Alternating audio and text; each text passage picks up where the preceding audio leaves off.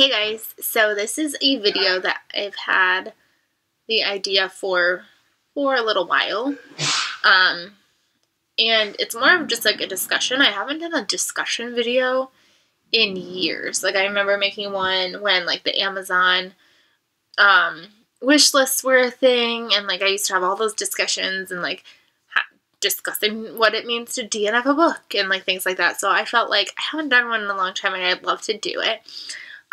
Recently I shelved all my books that I have owned, read, unhauled, etc.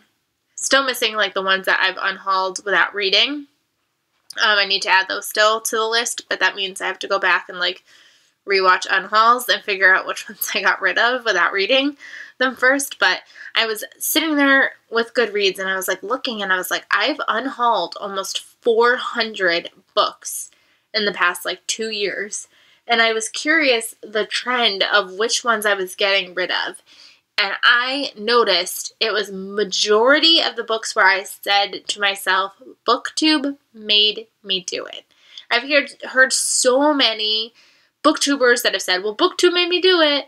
Booktube said it was good, so then I went and bought it, and it wasn't good. Booktube made me do it. You know I saw this on Booktube, so I had to do it. And I'm not saying that you can't use Booktube as, like, a source of information. Clearly, like, there's still many books that I'm like, I saw this on Booktube and I bought it.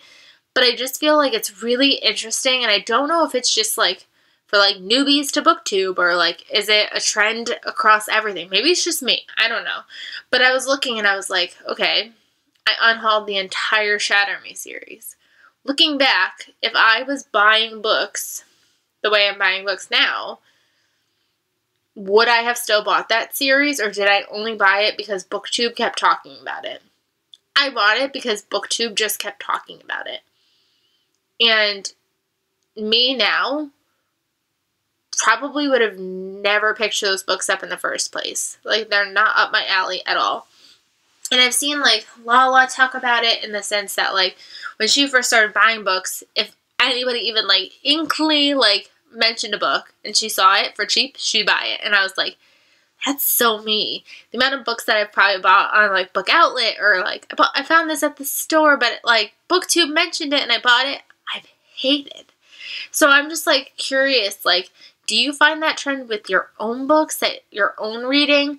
And I'm not saying, like, you can't find recommendations. I find recommendations all the time, books that I probably would have never heard of if it wasn't for Booktube. But what distinguishes a book that you're really, really, like, interested in a book that is just popular, so you read it? Like, Rainbow Rowell. Me and her don't have a good friendship. I've read 3 of her books, and I've only liked 1. And it was, I remember when she first came onto the spectrum, and they had Fangirl and Eleanor and Park, and everybody went nuts. So one day I was like, I'm going to do it. I'm going to buy them. And I bought them because I was like, everybody's raving about them. I have to read them. And I didn't like them. And in the back of my head, I knew, you don't like YA contemporary that's just romance and fluff. But I bought it anyways, and I hated it. So it's just, like, interesting, like, what makes us as people and as humans ignore ourselves and what we find entertaining to please Booktube? Like, did I do it in the back of my head subconsciously because I felt like if I read all the books that people loved, I would be more popular? Or that I would fit in better if I read the books that everybody else was reading? Now it's funny because I almost find it really frustrating. It's so funny because it's stupid. Like, I have loved Taylor Jenkins Reid for a while now, and I had, like, known The 7 Husbands of Evelyn Hugo was coming out for a while, and then, like, I, like, pre-ordered it, like, got it from Book of the Month, like, read it, loved it before anybody else loved her. Now all of a sudden she's like the it girl, and I'm like, I liked her first. I recommended her a while ago. I love her even without being popular. And it's like, now I feel like I'm like, I don't know, like I hate looking like, especially we've talked about how like when booktubers all get the same book to promote, and it's like you feel like you're watching the same video over and over and over again. And it's like, I don't want to look like I'm just like one of the followers because I found that book on my own. And it's like weird sounding that like that would annoy me, but it's just funny when I'm like, I see so many people now like reading The Dream Daughter from Diane Chamberlain and like reviewing it, like loving it. And I'm like, that's not fair. I've been promoting her for years. Like, it's like weird. But it's just interesting, like,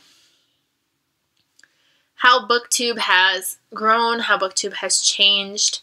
And I feel like I've never fit into that cookie cutter mold of like YA books. Like, I think that I tried to put myself in that bubble when I first started YouTube because that's all that you were seeing on YouTube.